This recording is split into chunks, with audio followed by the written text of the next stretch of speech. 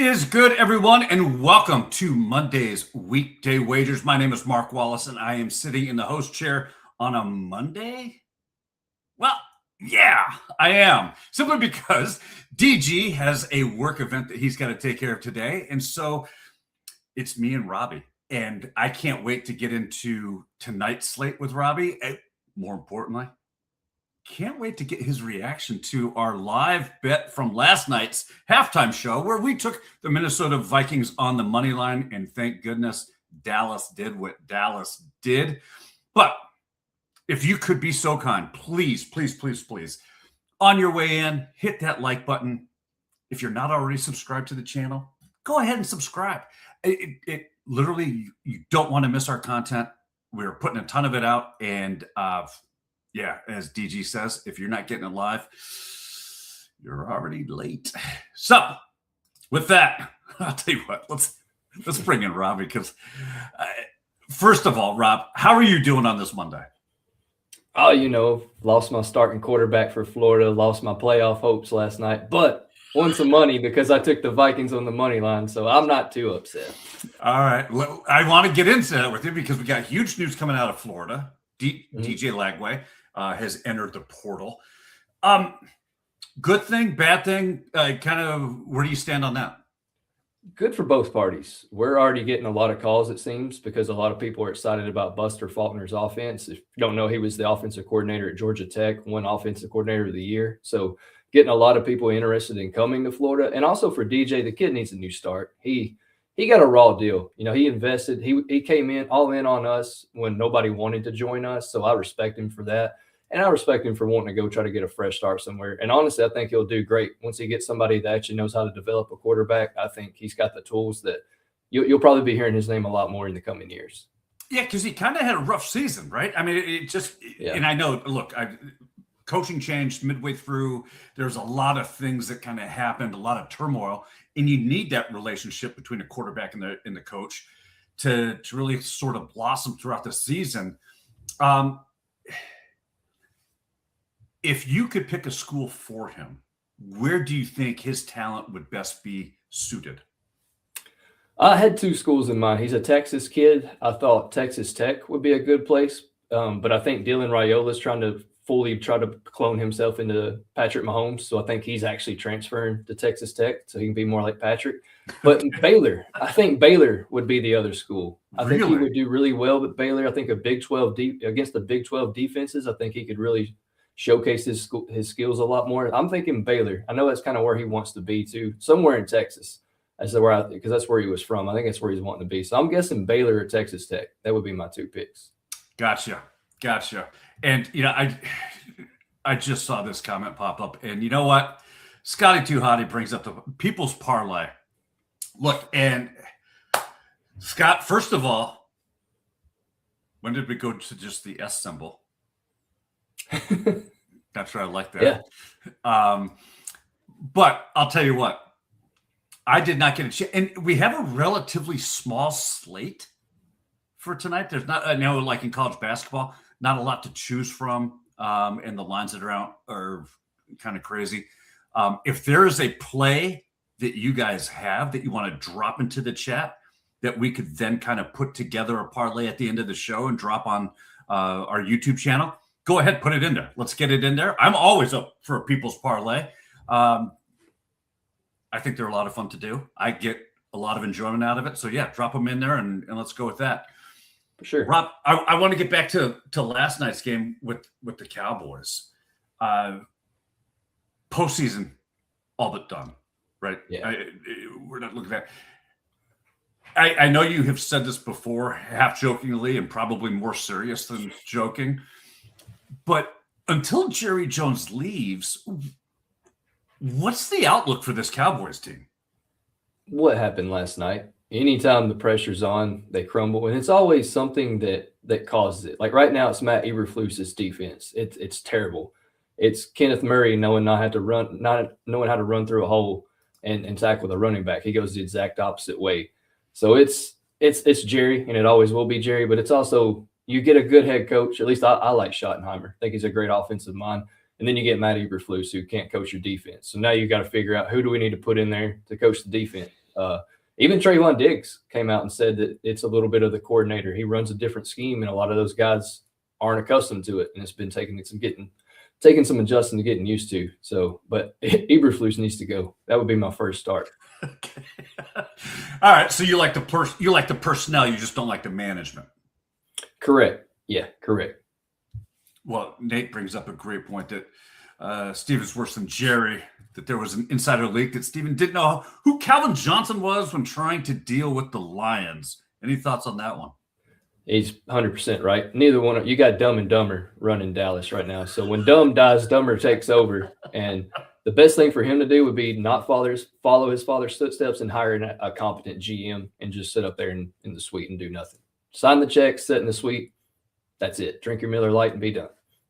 So with the Cowboys out of the postseason now, I know we kind of did this a little bit before, but who do you like on Friday with our what do they call it? The split decision? Split decision. We did it with who we think would win the division. Who do you think not just wins the division, but who do you think goes to the Super Bowl from the NFC? Ooh, I would love to say Seattle, but after yesterday, they're not going to make it because of Sam Darnold. They're not going to make it. San Francisco seems to always be there, but it's like they can't get over that hump.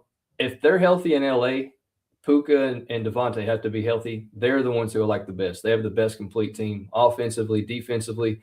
I think they got the better coach out of the bunch. I would say the Rams would be my pick for the NFC, but it all is based on Devontae and Puka being healthy. And you bring up a great point as far as Sam Darnold and that game against Indianapolis. And we didn't get a chance really to touch on it last night during our halftime show, but I'm very interested to get your impressions on what you thought of Old Man Rivers keeping that game close.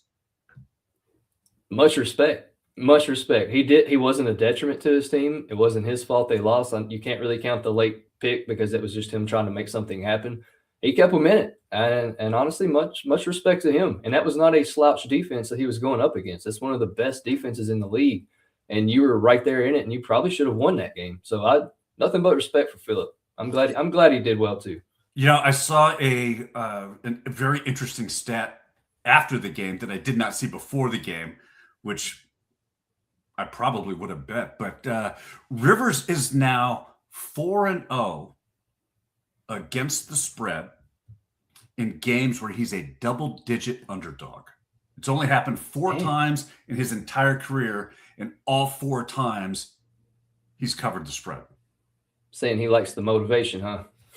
I just that, and I mean, look, yesterday's game, you get a high-powered Seahawk offense that normally is there, and I as I told you last night, I heard your voice every time I was watching that game, and I'm like, Sam Darnold is seeing ghosts right now. He's crumbling. That pressure gets to him, and he just doesn't function well, and yet the Seahawks win by kicking 6 field goals. So the Colts did their job defensively. You know what I mean? As best as they 100%. Could. They kept the Seahawks out of the end zone. And I do think that they put themselves in a position to win, which was surprising for, I think, everybody across the board. For sure. And it was at home. I mean, that was not a game that he should have seen ghosts. Indy is down in their secondary as well. They've got a lot of pieces missing. You're at home. That's just telling. The Seahawks are not going to go far, and it's because they got Ghostbuster at quarterback. Ghostbuster. Well, talk about I ain't afraid of no ghost. We're not afraid of no punters. And I'm going to tell you, thoughts on Jake Bailey over 3.5 punts or Corliss over 3.5 punts? The weather is supposed to be sloppy in Pittsburgh tonight. So we're talking about snow on the ground, D. Johnson. Although Pittsburgh's field, they actually have a heated field. So the field itself is not going to get as sloppy as, say, a Bills stadium would get with no heat underneath that, and they're having to shovel off the yardage lines. How do you see this game being played out? I see this as especially for the Dolphins, if Tua can't pass the ball, that rushing offense is not going to move as efficiently. I love the over punts for the Dolphins kicker. Thoughts on that? So I'm going to go kind of opposite. I don't think the Dolphins have a chance of making the playoffs. I think if they get near red zone area, maybe the 30 or 40 of Pittsburgh, I could see them going for it a lot more on 4th and 1 and 4th and 2, because why not? Right? Season is all but over. I was looking to see if they had a chance. They have a chance, but it's like, I hate to go back to Dumb and Dumber, but it's like, so you're telling me there's a chance? Yeah, there's about a 1% chance that you guys make it. So that would be my only thing. And I think their rushing attack, they've been really run heavy as of late. When I looked at the data today, I was looking at A-Chain and I was looking at Jalen Wright, the backup running back, and they've been a lot more run heavy. TJ Watt, I don't think is going to play. He had that lung issue last week. So if he's not playing, Harmon, can't think of Harmon's first name, but he's not playing. He's banged up, or if he does play, he's really banged up. And Pittsburgh's been pretty suspect against the run their last few games. So if Miami can run on Pittsburgh, I kind of like their chances. And like I said, getting into Pittsburgh's area, I don't expect them to punt just because their season's all but over. I can see them taking chances. Would you if you're a prop guy, you're our resident guru when it comes to props. If you had to play a punting prop, would you do either punter over 3.5, or would you do a combined punts of 7? Ooh, I'd probably do either punter 3.5.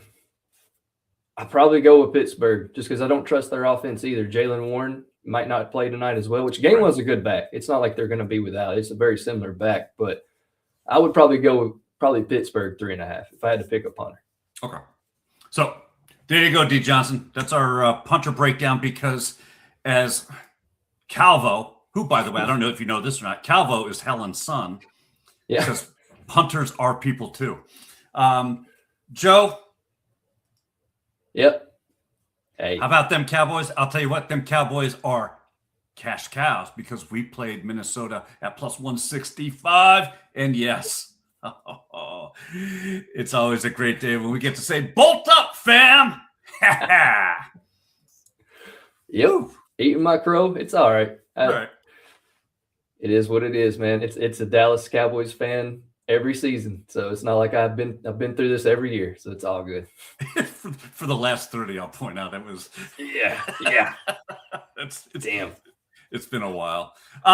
Yeah. Look, tomorrow, and I don't want to get ahead of ourselves, but I don't know if you've heard, we have Peter Dewey who's going to join us. He is the associate managing editor for betting over at Sports Illustrated. I've known Peter for a couple of years now. Worked with him when I was over at Fansided, writing articles for the MLB and NHL there. His NBA mind is absolutely incredible. I can't wait to ask him. He did an incredible interview. I believe it was with Wilt Chamberlain, who he did the interview with, and I can't wait to get that and get his insight and to kind of see what that was like, as well as, I don't know if you heard this too, Robbie, or not. Tomorrow, the Emirates NBA Cup is taking place, and we got the San Antonio Spurs, who shocked the world when they took out OKC Thunder.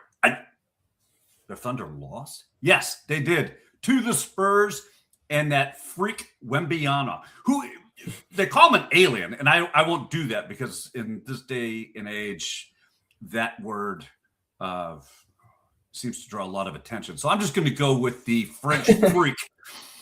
They're going to be taking on the New York Knicks, who have quietly and steadily just been kind of handling their business and racking up wins. We haven't really talked about this game at all, or the NBA Cup up to this point, but have you been able to catch any of these games, Rob? Yeah, because up until Saturday, my Orlando Magic was still competing. And kind of like with the Cowboys, the minute you mention championship, even if it's a fake one, like the in-season championship, they completely crap the bed, and the Knicks beat the Magic. So go Spurs. I call Wembyana a giraffe, because he looks very much like a giraffe, how he's built. And it's like I don't know how he runs being that big. I don't know how he has handles being that big. because honestly, he's got some pretty good moves to be as tall as he is. Yeah, looks, there's no question. The guy's a generational player. To be 7'4", do the things that he does, and just make it look easy. I will always call him from now on. He is my French freak. French freak. Probably better. Like you said, yeah, that alien word, you can't hardly say that anymore. We'll just stay away from that one. Another good one. I'll tell you what we don't stay away from. Every chance I get, I use this. Hey, what's up, everybody? It's your boy Seabass, the only 5-star chef in the game. We all know sports betting is full of bad beats and tough calls, but when it comes to flavor, there's no second guessing. Bassett's Blends is the plus EV lock of every meal. We don't need a stinking model. Crafted with winning spices and bold taste, Bassett's Blends comes in 3 flavors, original, hot, and no salt, that's gonna turn chicken, steak, vegetables, any dish into a can't miss cover every night. With Bassett's Blends, there's no bad beats, no flavor fades, just guaranteed greatness. Check out the link right here where you can pick up your Bassett's Blends for a guaranteed lock every single night. Love me some Bassett Blends. You know what else I love? Points in the NBA.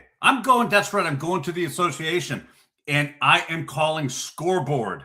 We're going to take Toronto and Miami. We're going to take that first half of that game, and then we're going to pair that with the Houston-Denver first half of that game, and we're going to take both first halves to go over 108 and a half. You can get that at plus 102. Well, wait a minute. There's a caveat with that. I do know, I got this play this morning, and I do know that the Houston-Denver game, the 108 and a half is no longer available. They have a 109 and a half. These are both alt lines. Play the 109 and a half. I still like it. I like it all the way up to 110.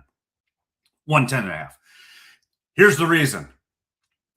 These two games have been identified by the Justice Stat Sports model as being dead set over games. And I'll tell you why. The efficiency for all 4 of these teams is through the roof. You're getting Toronto, Miami, who have notoriously gone over in their first halves in 7 of the last 8. Denver has been an over machine, especially in the first half. However, I stay away from the first quarters in Denver. Why? Because teams have to adjust to the altitude. Give them that first quarter to adjust. They usually pick it up in the second quarter, and they cash that first half for us there. Why am I shouting scoreboard? In model identified plays over the last 5 days, the model is 23-1. Let me say that again. 23-1 over the last 5 days on these model indicated plays. And those are at the opening lines. So both of these games opened up at 114 and a half or 115 and a half. We're just dropping them down. Why? Because we're buying ourselves a little bit more cushion, and we still keep it at plus money. Robbie, what do you want tonight? 23-1. That's the Undertaker WrestleMania numbers right there. I love it. Tonight, I am actually going to go Jalen Wright, the backup running back for Miami, to get 19 rushing yards at minus 107. A-Chain was healthy this week. It looks like he's going to be fully back, and he should get his normal workload. But I think Jalen putting up 107 on the Jets should mean he's going to get a lot more rub tonight, too. There's also that injury risk with A-Chain. Also the fact that, Miami could do a lot of different things against Pittsburgh, considering they're down so bad. But like I said, he put up 107 last week. Pittsburgh have allowed the running back to cruise over this line in back-to-back games, averaging 7 carries to the running back 2. So I'm thinking if Wright sees 6 to 8 carries, he can easily get us over 19 plus tonight. So give me Jalen Wright, the backup running back, to go over 19 plus rushing yards at minus 107. I love it. I love it. Especially since I think we're going to see some sloppy weather, which turns teams into, you see a lot more on the ground game. So I love that look there, especially for running backs. And Calvo brings up Robbie with the dead man reference. Still don't know what that is. WWE. Gotcha. All right. Worldwide Entertainment. Never mind. That's a different one. Gotcha. So listen, it is Monday night football. You know what that means? It's a little time. It's time for a little prime time pay dirt. And here's who we've got on our list. We've got the A-Chain train at -110, Jalen Waddle at +225, Darren Waller 275, DK Metcalf 165, Jalen Warren at +118, and Pat Freiermuth at +470. Robbie, who do you like off this list? So looking at it, first glance, I like A-Chain, but that's too chalky. But honestly, A-Chain at -110 is almost worth a play in itself. I'm going to go with the guy I just talked about. I'm going to take Jalen Wright at +650 to score a touchdown tonight. I like him, and honestly, I like Pat Freiermuth as my backup. So give me Jalen Wright +650 though as my official pick for tonight. Yeah, I'm with you on this one. I think that first of all, A-Chain, I'm not taking it because I know Joe would make fun of me for being chalky. But I do think that he finds the end zone tonight. I also think, and I know there's reports of him. Yes, he has been, downgraded to questionable or a game time decision on whether or not he's playing. But Jalen Warren, I know they are pumping him full of fluids and, trying to get those IVs in him to get him ready for tonight's game. I think he has the flu game here. He comes out, has a big game, and just absolutely horrible weather, right? I mean, look, you're not feeling good. The last thing you want to be doing is playing out in the snow where it's cold, can't stay warm. Expect Warren to find the end zone. Why? Because that's the only thing that's going to make him feel better. If you're looking for revenge narratives, Jonnu Smith is playing his former team. He played for the Dolphins last year. So if you like the revenge narrative, it might be worth a sprinkle. Not sure what his numbers are, but don't hate that look just because of the revenge narrative. The only problem is Arthur Smith doesn't know how to use the tight end correctly. Well, Boom Boom or Preston over at JusticeStatSports.com brings up Greg Dulcich. Greg Dulcich. Yep. Okay. At +550 to get into the end zone. That's a Steeler? No, he plays for Miami. He's their backup tight end, but he's been killing it as of late. It's like he's averaging 49, 22, 24, 41. No touchdowns, but he's been getting a lot more looks on the Miami team.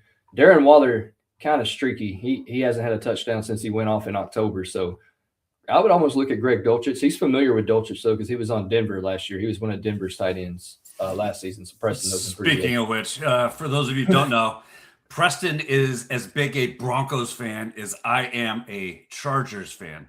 How about them Broncos? They looked horrible in that game. They got manhandled by Green Bay all game long just to see Green Bay fall. After Michael went down, they lost their spirit. They did everything. So the Broncos, okay, yeah, they got the win. But honestly, they don't want to see the Chargers. Okay, unbiased take here. I think Bo Nix had one of his, where those quarterbacks have a moment where you're like, okay, he may have figured it out. That pass at the end to Cortland Sutton where he tight-roped the sidelines, I think that was a Bo Nix has finally arrived moment, and that made me think, okay, he may actually belong in the NFL. So it's going to be tough. I think that playing in Denver in this weather, in these elements, are going to be hard. But if there's going to be one team that can do it, it's Buffalo. I think Buffalo takes it in the AFC. Okay, what are we talking about in this weather? It was 70 degrees there yesterday. It won't be 70 come January. 70 degrees in Denver? Yeah. It was 10 degrees in Tennessee. That's some BS, man. I'm telling you right now, it was one of the warmest places to play a football game yesterday. And it was everywhere else in the Northeast and up and down the Atlantic coast was just miserable weather-wise. And it was 70 degrees and sunny in Denver yesterday. So yeah, it's been the coldest December we've had in Tennessee in God knows how long. And I'm already over it. So Rich has a question, and that's a great question, actually. Which prop do you guys like better? A-Chain over 79.5 or Waddle over 60.5? And I'm assuming Waddle's, that's got to be his receiving yards. Receiving. Yeah. And A-Chain is got to be rushing. That's tough because Pittsburgh just allowed Zay Flowers to go from 124 when you look at him and Waddle, they're very similar. Flowers is faster, but it's very similar. There's nobody else really to throw the ball to. Of course he's faster because Waddle. The other one waddles in his name. He hasn't cleared 60 in his last 3 games. So stupid. You did. I like it. That's so stupid. Yeah, I like it. Man, I'm probably going A-Chain because even last week against the Jets, who we all know absolutely suck, he had 7 carries and still got 92 yards out of it. And right now, Pittsburgh is not much better defensively. They allowed 94 last week to Henry, and then 144 the week before to James Cook, 99 to Chase Brown, 95 to Vidal for the Chargers. I would probably roll A-Chain if you're asking me to pick between the two. Yeah, in fact, given I harped on it already today, but given what we're looking at from a weather standpoint, I think that you lean into the rushing props on this one. Can Waddle get those yards? Yes. There's more pathways for A-Chain to get to his rushing yards, especially with a beat up and knocked up Pittsburgh defense. I like A-Chain's chances a lot more than I do Waddle's. So There's that. Listen, get some more plays in here for the People's Parlay, because right now we've got Scotty Too Hottie who says Joker's 3s over 1.5. That's at minus 160. That might be a good one to throw in their parlay. TJ, I'm glad the shoulder surgery, right? He had the shoulder surgery. It's going well, that you're recovering. Hopefully you're feeling much better. He's on the Ottawa Senators 1+ power play goal at plus 100. TJ, I will have you know this. I played my very first power play, wager, bet, whatever you want to call it. I took the Pittsburgh Penguins over the weekend for the power play goal. They cashed that for me in the first period. So I might be a new convert to this power play goal thing. I kind of like it. That's the only thing Pittsburgh cashed this weekend. My gosh, what 2 crazy meltdowns by the Penguins. Couldn't happen to a better bunch. Right, because that was they were playing the Sharks in that one. The Sharks came back and put up 4 on them to tie it, and then won it in overtime. Yep, and then yesterday they were playing another Utah. Yeah, it was Utah yesterday who came back and scored 4 goals on them, I think, in the third, and came back and beat them. So, they've had collapses. And you know what? We haven't had a chance to talk about it. What do you think, speaking about Pittsburgh, what do you think about the trade that they made with Edmonton of moving Tristan Jarry to Edmonton in return for Stuart Skinner? I mean, you got rid of the injury-prone goalie, and then you got a guy who can get you to the dance, but he ain't going to dance with you when you get there, and Stuart Skinner. Skinner's just too streaky. I think when he's on, he's good. He also had a lot of people bailing him out, Connor McDavid, Leon Draisaitl most of the time. I don't know really what Edmonton's doing. In my eyes, I thought they were going to send off Picard to Pittsburgh and keep Skinner and Jarry and try to run both of those guys. So neither team really, I don't think it really mattered much for either team, honestly. Do you think Jarry becomes a better goalie because he has to your point, he has the McDavids, the Draisaitl's around him to bail him out of maybe if he's having an off night? Does he automatically statistically become a better goalie because of that? And the flip of that is, does Skinner become a worse goalie statistically simply because he doesn't have that firepower anymore to bail him out of bad nights?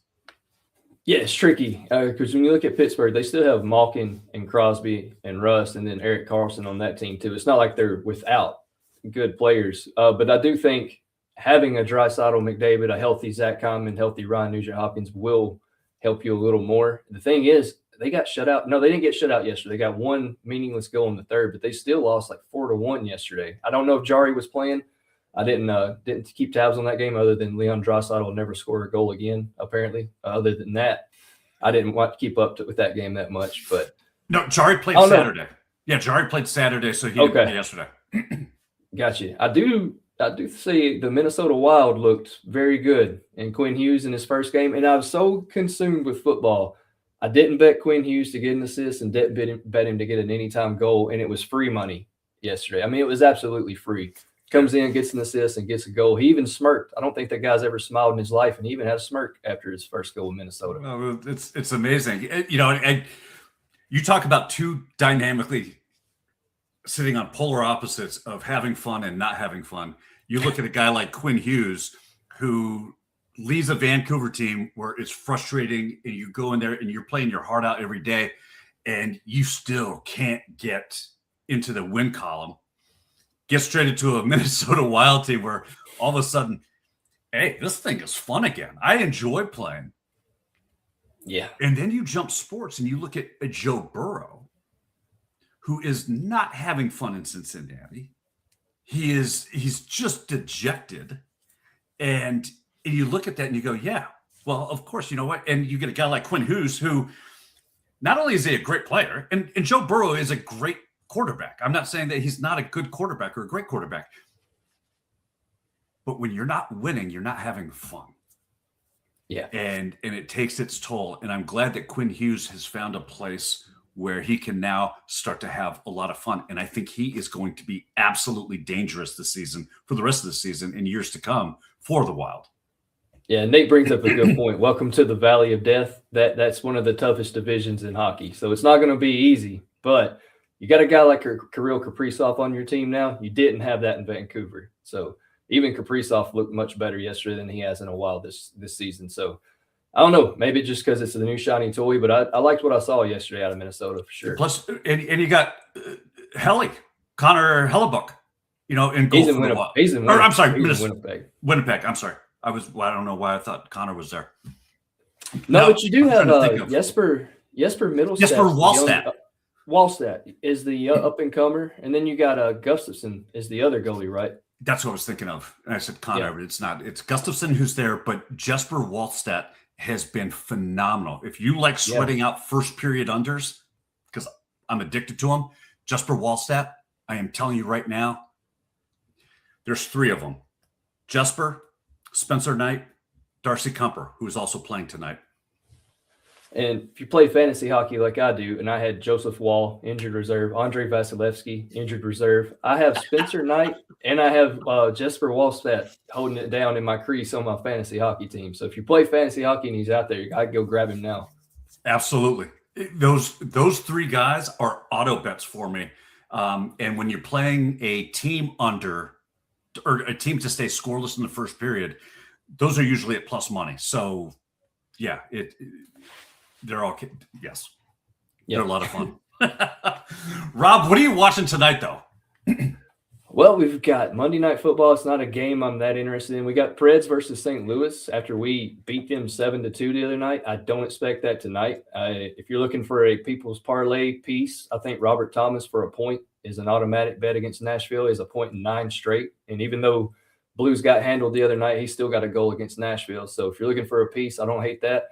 And then I'm probably going to watch a little wrestling just to see what the fallout from all the John Cena is. It's probably going to be a letdown because just about everything with WWE has been a letdown as of late. But yeah, football, hockey, wrestling. That's going to be on the agenda.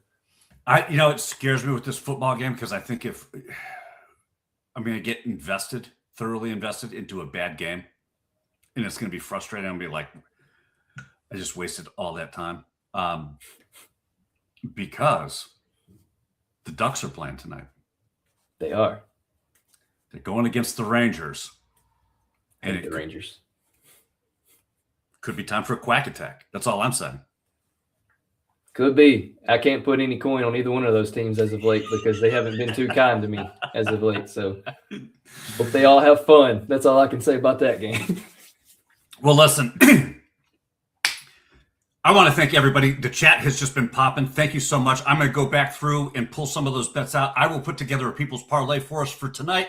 Let's just have a little fun. Sprinkle something on there. As Robbie always says, throw some pizza money at it. Let's have fun. Thank you so much for joining us. If you haven't already, please smash that like button for it. It really does help us grow, and we have been growing tremendously. And that's all because of you guys. So we appreciate you. Very, very grateful for that. We will be back here tomorrow, 2:00 Eastern time. Should be me, DG, and Peter Dewey from Sports Illustrated. can't wait to pick his brain a little bit. And I know that DG is also excited. He's got another guy who loves the NBA as much as DG does. So until then, look, enjoy the rest of your day. Be kind to one another. Let's go out. Let's cash these tickets, and we'll see you right back here tomorrow. Take care.